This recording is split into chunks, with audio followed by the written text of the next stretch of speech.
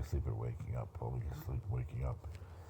Um, During a very good Irish horror flick in Gaelic, um, which is common. But if it's around 2:30 till 5:30, and I'm not so, you know, so incredibly tired and um, what's the word, groggy. I might say a decade of the rosary or two, or my prayer rope, or more often than not, Chaplet of Divine Mercy, a couple of decades, or an entire string, or entire rosary, an entire chaplet. Could get confusing. Anyway, the chaplet is actually the rosary. But you're not saying a rosary, you're saying the chaplet. Anyway, and I'm trying to sleep, and my face keeps sucking in, and my mask keeps sucking in, because of problems with compression and pressure going in the wrong direction, and they refuse to do anything about it. And that's going on, if not my uvula vibrating like a motorcycle. And I'm not being, I'm not making a joke. It's that bad. That also wakes me up. And all this is going on at the same time because they refuse to do anything. So don't take,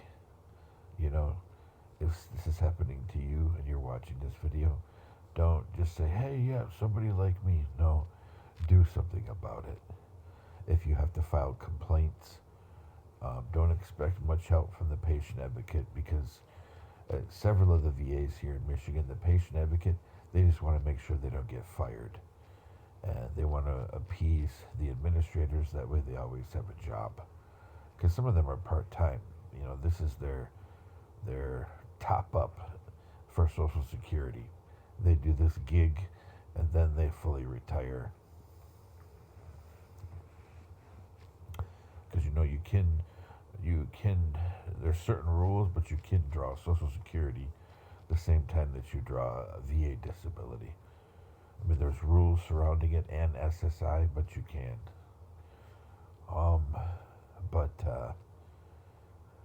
Anyway, yeah, do something about it. Because with these pressure issues in your mask, you're not getting enough pressure to sleep. You're not getting enough pressure to get enough oxygen. So your heart is going to start jumping up and down, It's going to be going crazy, 1 minute tachycardia, the next minute sinus, the next minute too slow, or you may get irregular electrical impulses, so it's going crazy the whole time, skipping a beat, maybe throwing QTs, all kinds of crazy stuff. But yeah, do something about it if your machine's not helping you, and don't let them, tell you, oh, you're overweight, you can't get a tongue and roof of the mouth implant. It's electrode, it opens things up.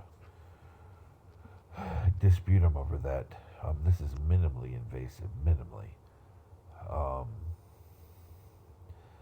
Then there's the mouth guard that, how does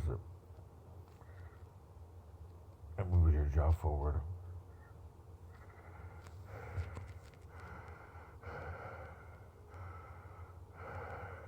Hear that? It's better.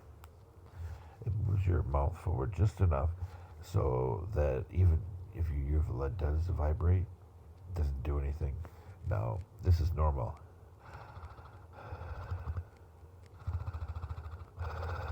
It sounds like a chopper or like a Harley. And I'm not being funny. And actually, the pulmonologist at Saginaw had to leave the room. He didn't know that I know what he was thinking and what he was doing.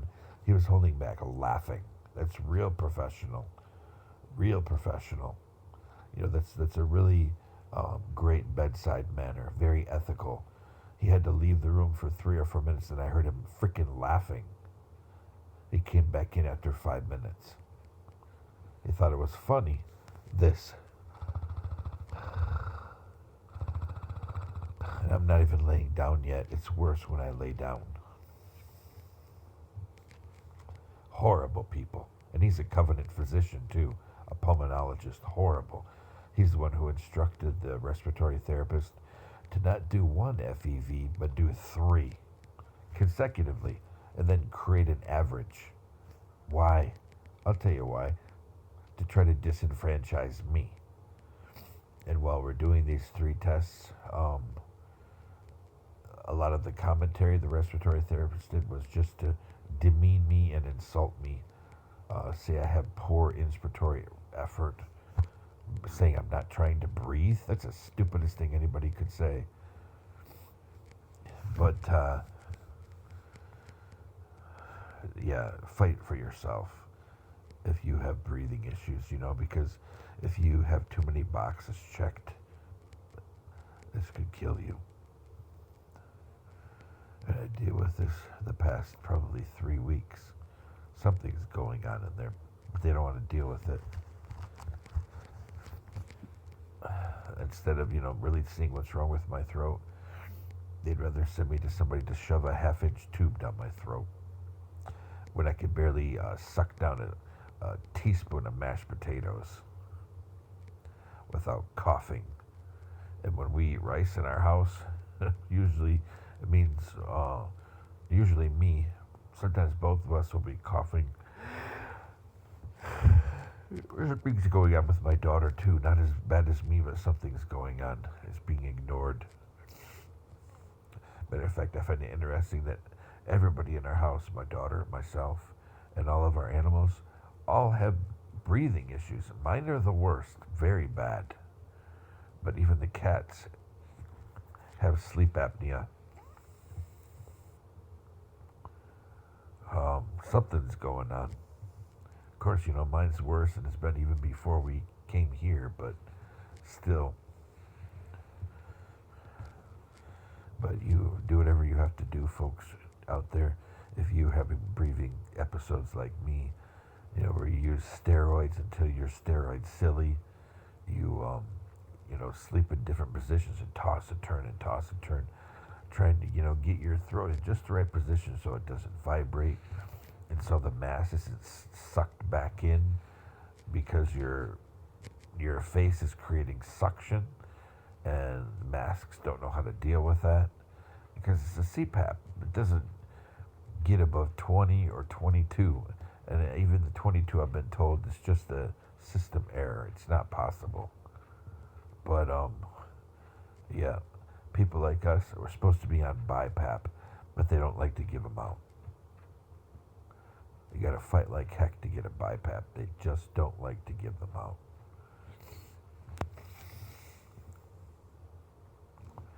When actually, it's what you need.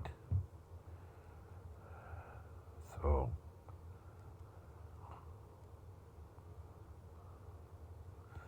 anyway, and they'll tell you, oh, it's because your weight.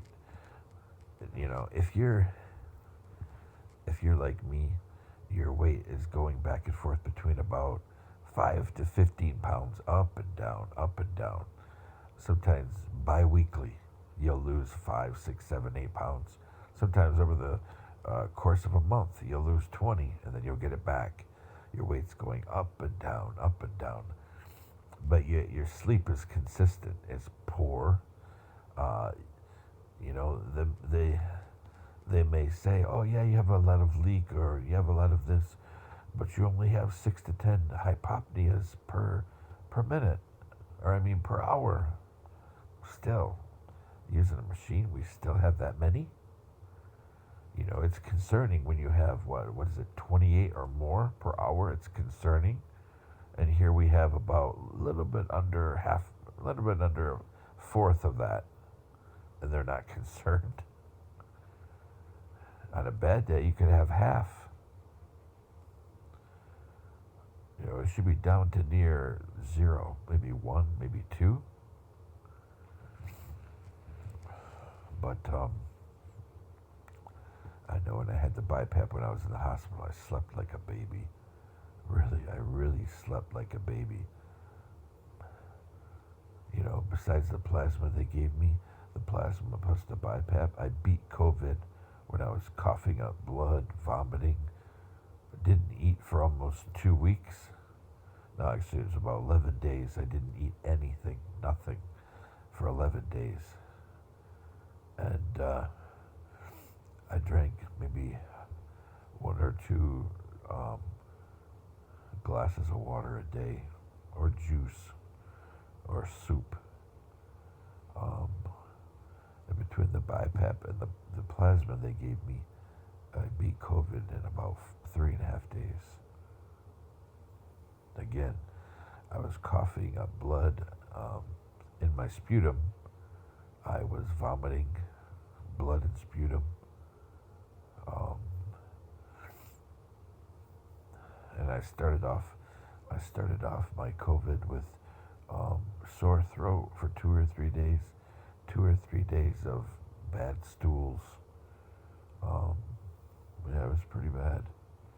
There's others it was worse, but mine was pretty bad. Considering there's only a handful of things that ever make me sick. And that was my first COVID. I've had it 4 more times since, but never that bad. But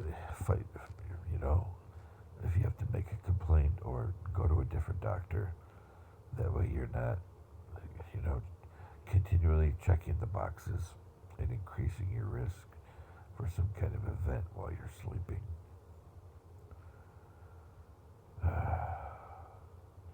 If you have to change VA or change doctors,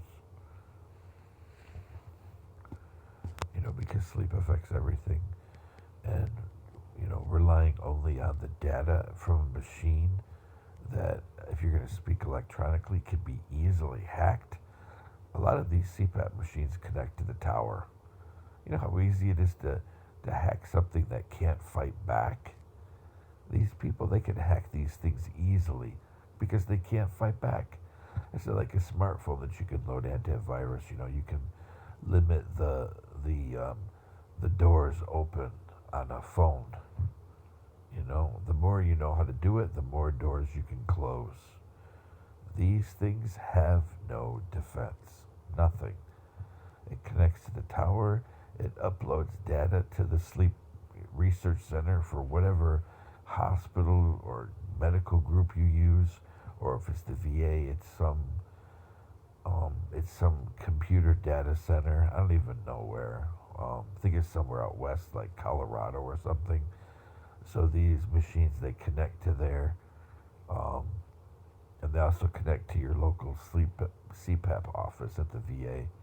They can connect to it too, but they have no defense. There's no defense of the system, nothing. And I've been trying to beat that into their head that, this is insecure. People can hack in and mess with the drivers on these CPAPs. I've seen people before reverse flow. I've seen people turn my CPAP off while I'm sleeping. I've had people, turn the flow, the pressure down really, really low while I'm sleeping, and then I wake up gasping. This is not the machine. When you look and it says 3 or 4, when you're set 9 plus, it's not the machine. It's somebody messing with the machine. Because again, they have no defense. Absolutely nothing. And these people that run their sleep research centers, they're not trained in cyber defense. They don't care. They want the data so they can continue their contract and get paid. They upload the data to the VA daily or to your sleep physician daily. And that's it. You may even log in a common interface. I know that some of those guys, ResMed, you have an online interface that you and your doctor both can look at. So, veterans deserve better care, especially sleeping. Sleeping, passing away when you sleep is a blessing. There's no suffering. Yet, if that person didn't have to die, if their sleep was better monitored, if their medical issues, their physical medical issues were taken care of in their throat, in the back of their throat, their adenoids, their uvula. Some people, some doctors, and some nurses, I've encountered them at the Saginaw VA. They will look in the back of your throat and say, "Oh, there's no adenoids. You had them removed." And you'll tell them, "No, I did not." And they'll argue with you. I had this once. The nurse, she said, or the doctor said, "There's no adenoids. They're removed. You must be mistaken." I said, "No, I had my tonsils removed when I was younger, just my second to last year of high school." And she said, "No, you must be wrong. They removed your adenoids." I'm like, "No, there's swelling back there. It's so swollen back there, the adenoids, it looks like they're not there." "Oh, no, that's not possible." I hate going to see this doctor because she's such a know-it-all, but she's not a good doctor. She's not educated at all. Not at all. And it's a shame to the place where she went medical school overseas, because this place puts out a lot of great doctors. Not her. Very uneducated, very ignorant. And she likes to use her job as a predator. But she argued, yeah, so if your doctor says, "Oh, I don't see adenoids there," explain you never had them out. It's because the back of your mouth, there's that much inflammation and swelling that it looks like there's none there. But there is. If you're referred to an educated ENT, he or she would know what's going on. It's called webbing. It's when inflammation or just structural change because of throat damage and throat problems, it causes systemic changes that are called webbing. And webbing, like I said, can just be the narrowing of the throat through change of the structure because inflammation, swelling, damage, or it can change just because inflammation from swelling. They know what they need to do. They'll do an intercapsular adenoidectomy, and then all of a sudden your throat is bigger, and they may have to partially reduce the tongue, the back of the tongue. All kinds of stuff that they do to save our lives, if our doctors know what they're doing. All kinds of stuff they could do. If you're like me, you'll have a larger tongue. The back of your tongue is thicker, it's longer, it's bigger, and then you add swelling to the back of your throat, swelling that encompasses your adenoids, and then you add a swollen uvula to it. It makes your airway, goes from your airway, which should be about like this, down to about like that. All of that can be cleared up. First, they clean out the adenoids, get those out of there. Then they remove some more of that swollen tissue, and you see it get bigger again. And then they go in there and they will, decrease the back of the tongue, cutting off part of the tongue essentially. And then all of a sudden you get a little more space. And then by the time all the swelling is gone from all that being healed, then your airway is back to a good sized airway where it should be, about like that. But you're talking about a couple of months of surgeries and recovery. But when it's done, significant change. And it's actually considered a pathology when the back of your tongue, the root of your tongue, is larger or protrudes over your airway. That's supposed to be an automatic tongue reduction. But at least in mid-Michigan, there's only a few ENTs that are doing this, and everybody wants people to do steroids,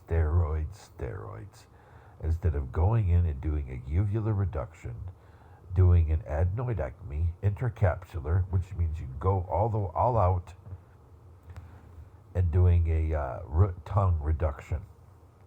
Yeah, the root tongue reduction. That's a punch in the guts type surgery. But once it's done, there's nothing that is sitting so high that it actually sits above the airway. Your airway's right here, and you got your tongue sitting right there. Let's say my finger right here is sitting on the top of the tongue. Look at that. Look what it does to your airway. All you do is have a tiny space right there that air goes through. Because this is sitting on top of the tongue, and this is your airway. Look at that, because the tip of the tongue is right there. A tiny little space. No wonder it sounds like you're... excuse me. No wonder...